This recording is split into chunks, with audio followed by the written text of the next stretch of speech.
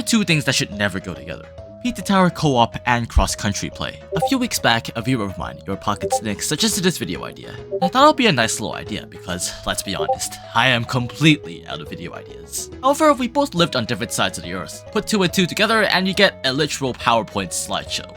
We played this co-op mod made by DGB Jamal, and it's a very polished mod with a bunch of features, not only implementing a fully functioning co-op experience to the game, but also stuff like lap 5, custom clothes, a shop system, and more. Here's how the experience went. First up, how did we manage to play co-op across the world?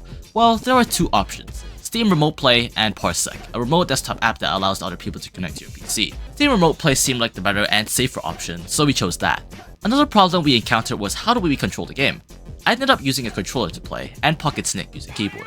I haven't played a controller in a long while, so that was a heavy disadvantage. Even worse, I chose to play as the Noise, a character where I've literally never played with a controller. The second the game opened, the lag immediately started to kick in. Trust me, you're gonna see a lot of gameplay that kinda looks like this, so buckle up, this is gonna be pretty rough. Originally, the plan was to complete a level on each floor of the tower: Ancient Cheese, Waste Yard, Gnome Forest, the Pig City, and War. We did a bit of testing in Plus House Dungeon, and I immediately found out how difficult it would be to play in the lag and on a controller. Being on Steam Remote Play meant it disconnected my microphone that I was using right now, which you can hear obviously is really crisp, and it connected to my controller's microphone, which sounds extremely awful. You hear it in a bit, but what else could I do? Occasionally, the game would freeze up for no apparent reason as it tried to connect both the computers from Pizza Tower simultaneously, so that was something I also had to get used to.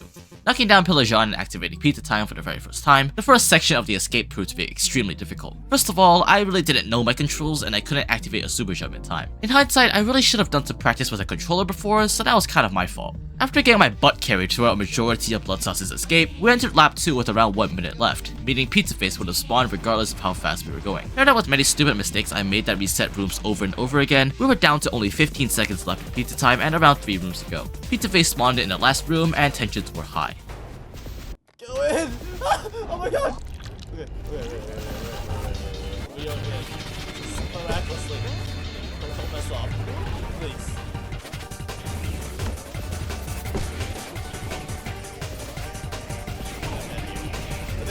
I'm right dead here. Control set.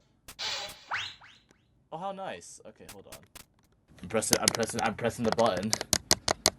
I'm pressing the button really hard. I'm pressing the square button. Please register the square button.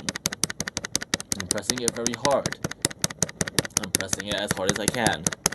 Square. This doesn't even work. Okay, F1. Can you please press F1 on your keyboard?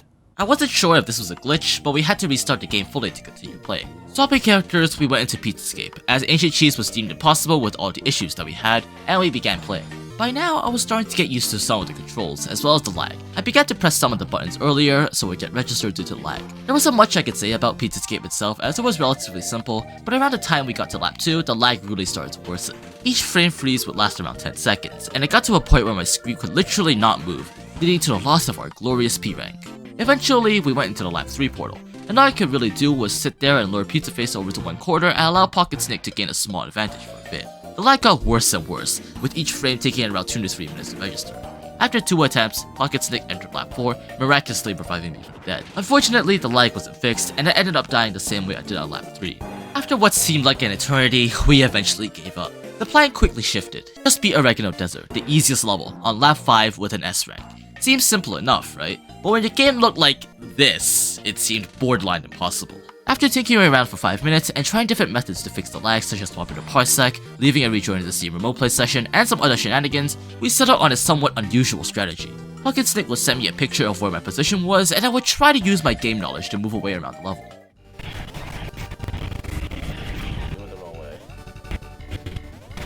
Where am I? I didn't throw myself off, didn't I?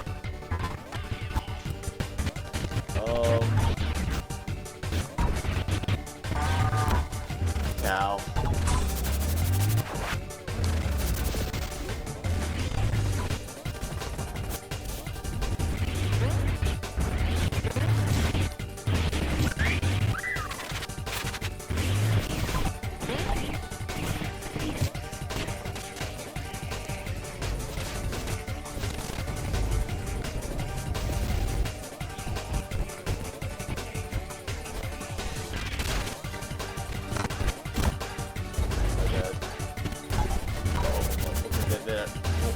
What?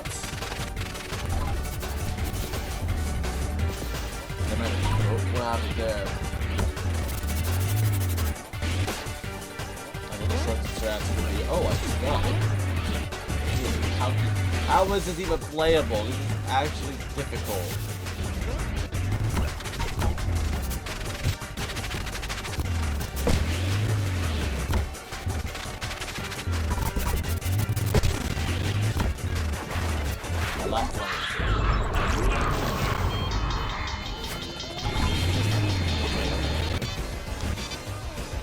No!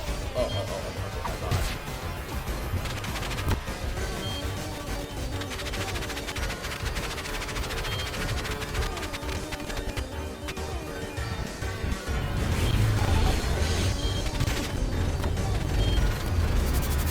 Okay, you're still alive. That's good.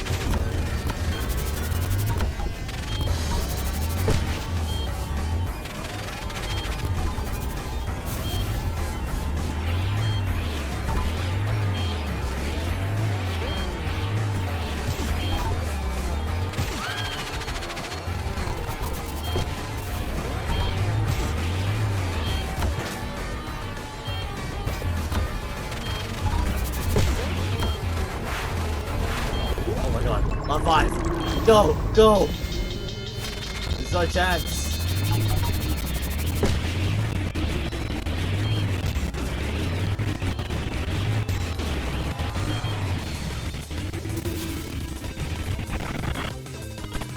Jump!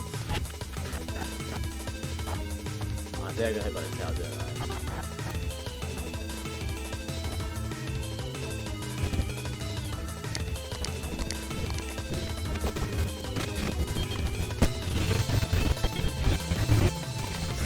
Look at that frame! I just got cornered! Completely cornered by the 3 idiots! I think it's up to you, man. You gotta take fucked up. Enter! And I still saw- what?! I don't get it. How? What happened? Well, I guess I won. That's pretty cool. After exiting the level, my controller, unfortunately or fortunately, randomly switched off and practically killed itself. We tried doing Tricky Treat while sharing a keyboard, but to no avail. Co-op in Pizza Tower is actually really fun and it works out very well, but it only works as long as you have a stable connection and decent coordination with your teammate. My experience wasn't all the greatest, that's for sure, but it goes to show how well designed this mod was and how much of a carry Pocket Snake was throughout the entire video, so props to him. Anyways, that will do it for this short video, and I'll see you in the next one.